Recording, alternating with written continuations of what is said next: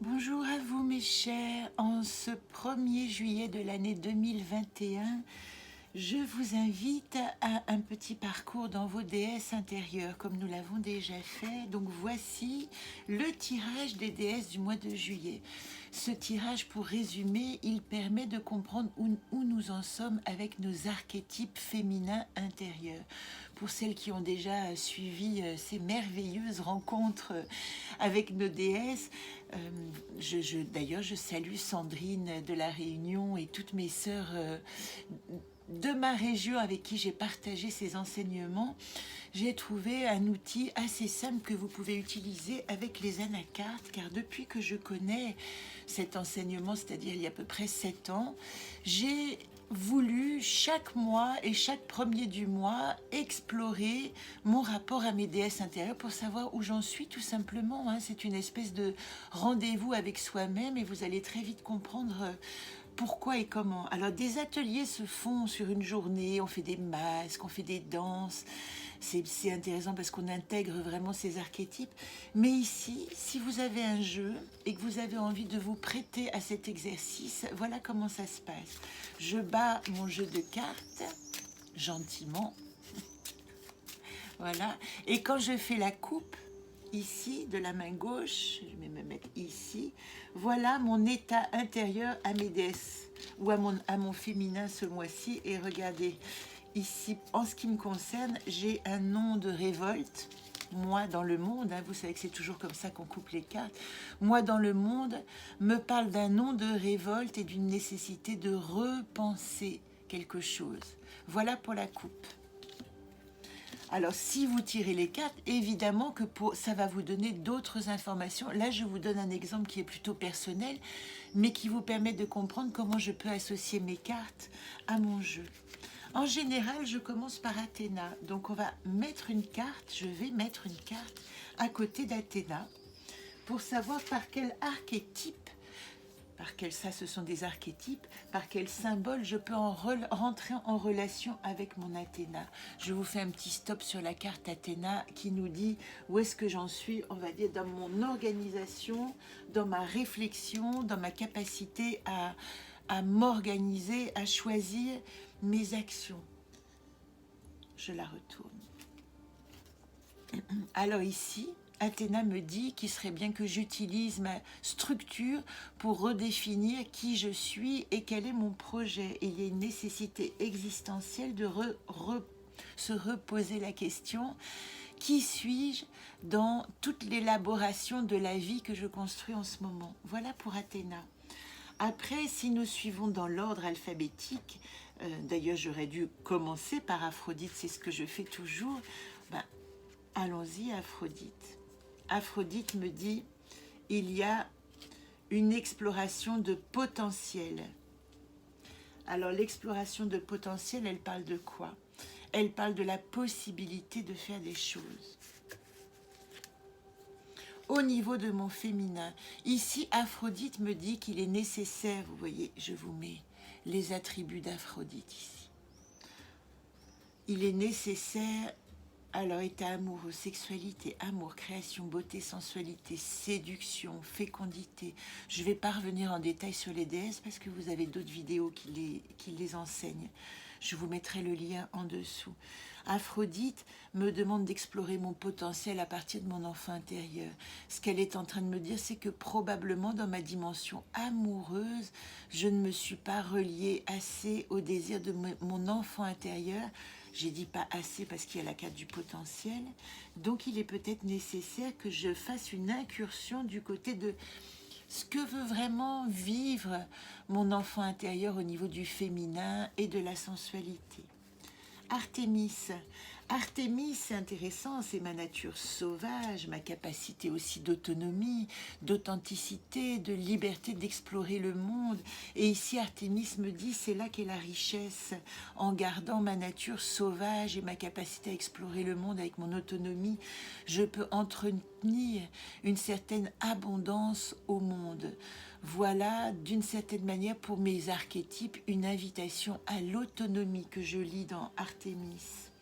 Voilà pour les 3 premiers en A. Nous passons à la petite Corée, qui est notre enfant intérieur, Corée.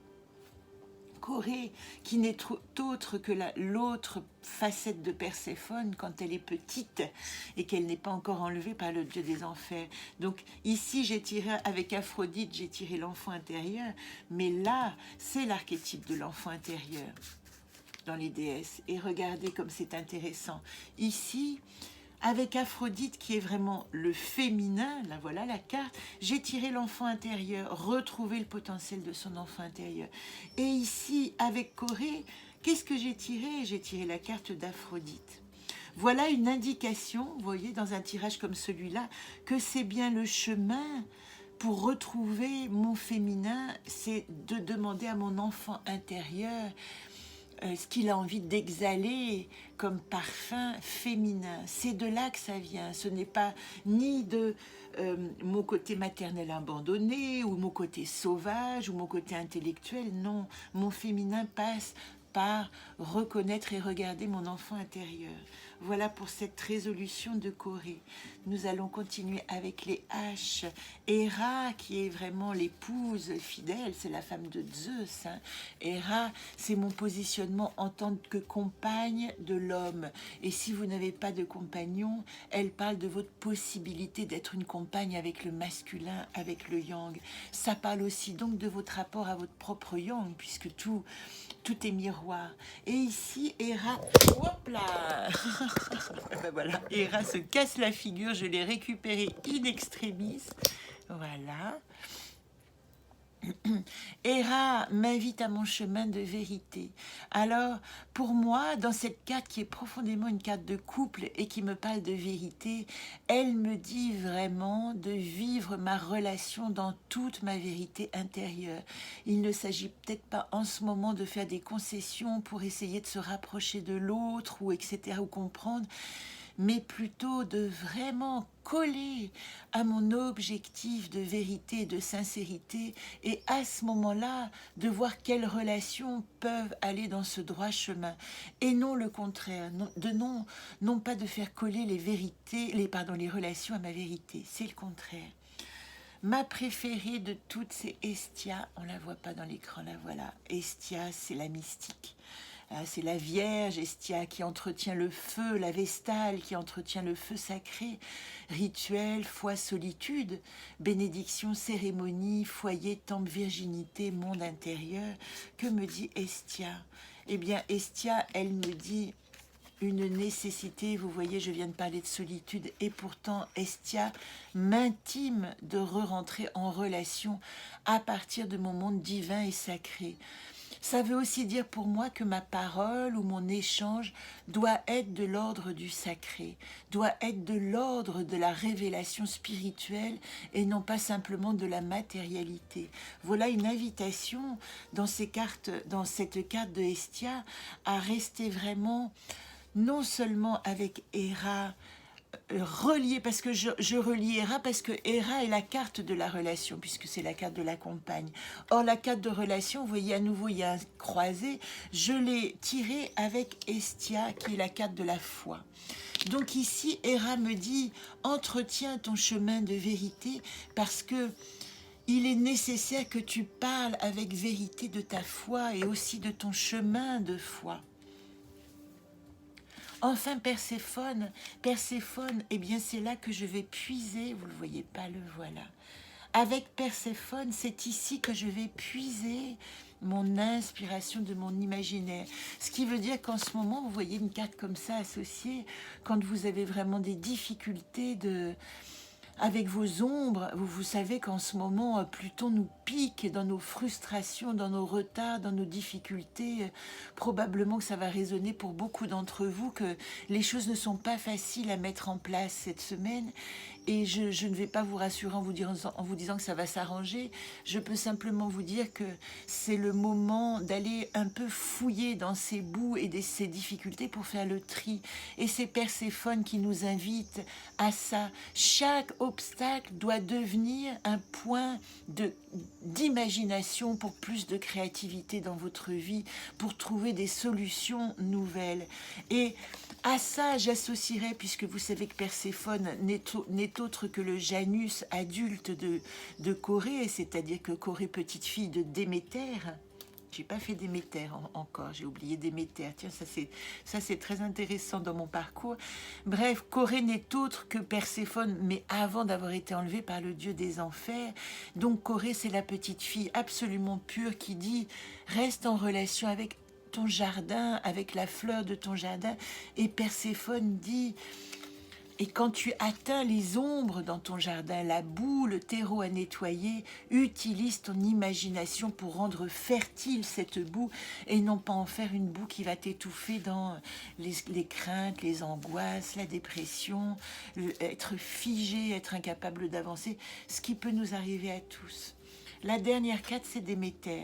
Je l'ai tirée dans cet ordre-là, c'est comme ça. Et Déméter, vous voyez, j'ai retiré la carte de moi dans le monde, vous vous rappelez, j'avais non, j'avais la carte non. Oh, pardon, l'enfant intérieur. Alors, Déméter, la pensée. Je dois réfléchir à mon rôle de maman. Voilà ce que me dit Déméter. Et maintenant, aujourd'hui, il s'agit d'être adulte et non pas seulement affective avec cette fonction et de réfléchir au rôle que j'ai dans l'ici et maintenant en tant que maman. Si vous n'avez pas d'enfant, ça parle à votre dimension maternelle, votre capacité à vous occuper des autres, par exemple. C'est simplement quelle place vous faites aux personnes dont vous vous occupez. Déméter. Et comme j'avais non, c'est-à-dire moi dans le monde, la révolte, et si vous m'avez suivi lundi, vous savez que c'est le bilan du Sud cette semaine et que nous sommes en ce moment, que nous le voulions ou pas, dans une période qui dit non, alors qui nous dit non, qui nous empêche de faire des choses, où nous avons envie de dire non à beaucoup de choses. Traquer dans ce non le oui. Et comment faire? Vous savez que le non dit un non n'est jamais qu'un oui à 1000 autres choses. Et la carte qui peut nous aider, ben voilà, c'est le challenge. Inventer le nouveau, inventer la nouveauté, autoriser. Pardon, ben voilà qui m'inquiète, j'en ai des hoquets. Autorisez-vous à sortir de votre monde, à oser des nouveaux challenges, à aller vers l'inconnu, tout en respectant votre nécessité d'équilibre. Mais ici, tout ce jeu dit utiliser, utiliser nos archétypes féminins pour nous engager dans des nouvelles voies dans lesquelles nous allons pouvoir vraiment exprimer qui nous sommes. Je vous invite à votre tour, si vous avez compris l'outil, déjà allez voir les autres vidéos qui vous aideront à tirer les cartes et puis à tirer votre propre jeu. Il suffit en fin de compte de faire ces petites cartes, Athéna, Corée, etc. Et à chaque carte de tirer, à chaque nom, de tirer un archétype du jeu qui va vous permettre de savoir quelle entrée vous pouvez utiliser pour vous connecter avec cet archétype. Voilà pour cet outil de plus. Je vous embrasse et vous souhaite une bonne semaine de bilan. Je sais qu'elle n'est pas facile pour tout le monde ni confortable. Eh bien, soignez-vous, prenez soin de vous. Voilà, c'était Anaka pour les déesses. À très bientôt.